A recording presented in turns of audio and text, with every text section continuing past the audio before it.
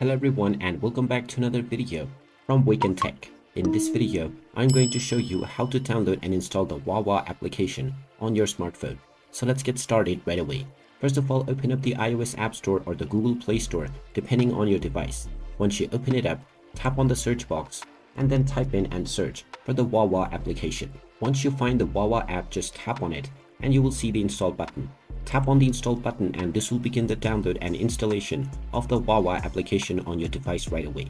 Just wait for a while until the installation is completed, and when you see the open button, you can tap on it to open up the application on your device.